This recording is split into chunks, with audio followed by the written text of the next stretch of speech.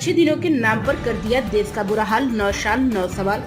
कांग्रेस शीर्ष नेतृत्व की तरफ से मोदी सरकार के 9 साल के कार्यकाल के दौरान की भयानक विफलताओं को रेखांकित करते हुए देश की जनता को मोदी सरकार की कारगुजारियों को उजागर करने हेतु पूरे देश में पत्रकार वार्ता का आयोजन सुनिश्चित किया।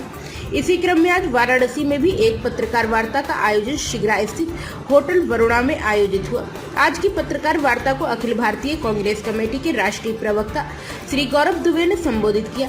कांग्रेस प्रवक्ता श्री गौरव दुबे ने पत्रकार वार्ता की शुरुआत में भारत के पहले प्रधानमंत्री स्वर्गवासी जवाहरलाल नेहरू की पुण्यतिथि पर उनको अपनी विनम्र श्रद्धांजलि अर्पित करते हुए कहा कि पंडित जी कहा करते थे, सालों के बीतने से समय नहीं मापा जाता, बल्कि किसी ने क्या किया है, क्या महसूस किया और क्या हासिल किया, इससे मापा जाता है। श्री अभय दुबे जी ने प्रथम प्रधानमंत्री स्वर्गवासी जवाहरलाल नेहरू के कथन को आधार बनाकर जानते हैं कि मोदी सरकार ने 9 साल में देश के लिए क्या हासिल किया। याद कीजिए 2014 का वो नारा, हम मोदी जी को लाने वाले हैं, अब अच्छे दिन आने वाले हैं। आज 9 साल बाद इस नारे के सरोकार के सार को जानते हुए 9 साल में इस नारे की 9 सवालों से तलाशी लेने का वक्त है।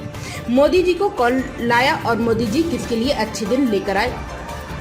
2014 के बाद से सभी आवश्यक वस्तुओं की कीमत में लगातार वृद्धि हुई है, जबकि इस अवधि में कच्चे तेल की कीमत $100 प्रति बैरल से $70 प्रति बैरल गिर गई है। युवा बेरोजगारी 30 से 40% तक बढ़ गई है। वहीं गरीबों के लिए वेतन वृद्धि निगेटिव रही है। यह एक विनाशकारी रिकॉर्ड है।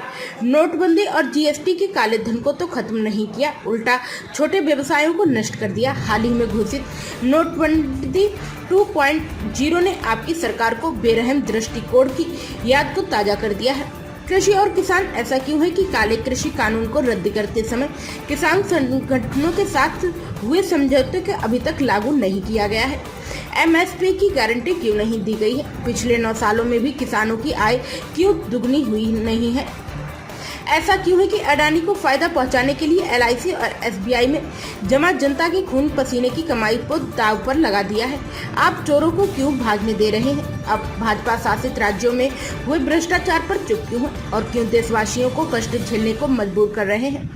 मौदानी मेगा स्कैम के सामने से आया है कि कैसे एलआईसी और एसबीआई जैसे राष्ट्रीय संपत्ति अडानी जैसे जोखिम भरी कंपनियों में निवेश करने और उसे ऋण देने के लिए करोड़ों पॉलिसी धारकों और जमाकर्ताओं की बचत को जोखिम में डाल रही है। अडानी का एकाधिकार बिजली और उड़ानों के लिए उच्च कीमतों में योगदान दे रहा है। रिसर्च से पता चलता है कि भारतीय अर्थव्यवस्था में एकाधिकार महंगाई को बढ़ा रहा है। इसी बीच आपके करीबी डिफॉल्टर्स और स्कैमर्स को उनकी चोरी की संपत्ति के साथ भागने की अनुमति नहीं दी जाती है और जो लोग आपकी पार्टी में शामिल होते हैं उन्हें मोदी वॉशिंग मशीन द्वारा साफ किया जाता है।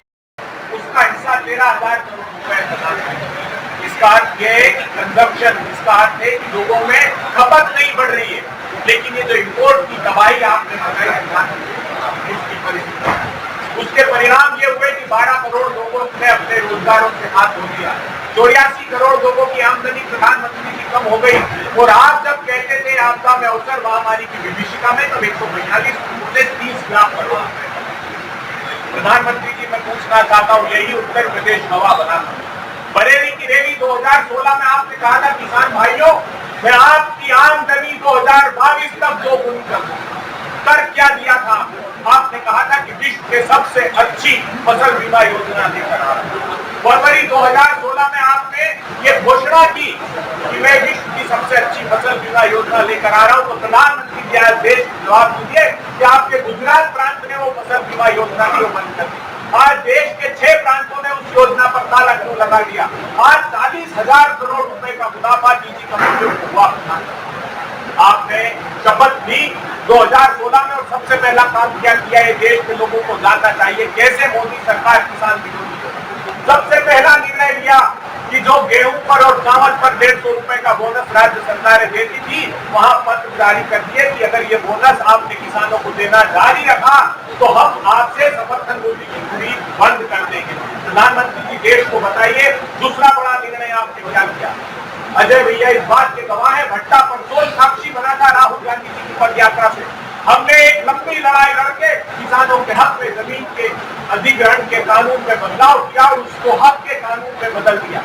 ये लाठी खाए हुए बर्बरता से लोग इस बात के साक्षी है। प्रधानमंत्री जी आपके संसदीय क्षेत्र के लोग इस बात के साक्षी है न सिर्फ उस कानून की भावना को आपने रोक दिया, अपितु आपके संसदीय क्षेत्र के लोगों पर ये बर्बरता का कहर आपने थोपाया।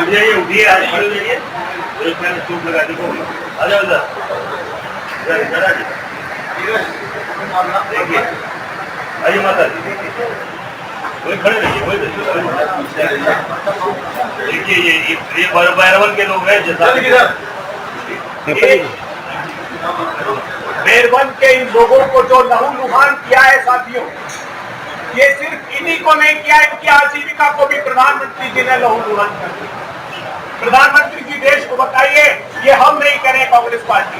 एनएसएसओ की रिपोर्ट ने इस बात का खुलासा किया कि किसानों की आमदनी 27 रुपए प्रतिदिन रह गई।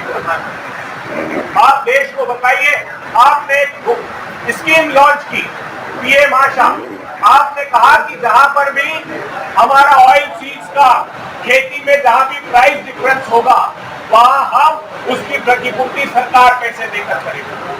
आपने उस वर्ष 500 करोड़ रुपए का बजट रखा। आप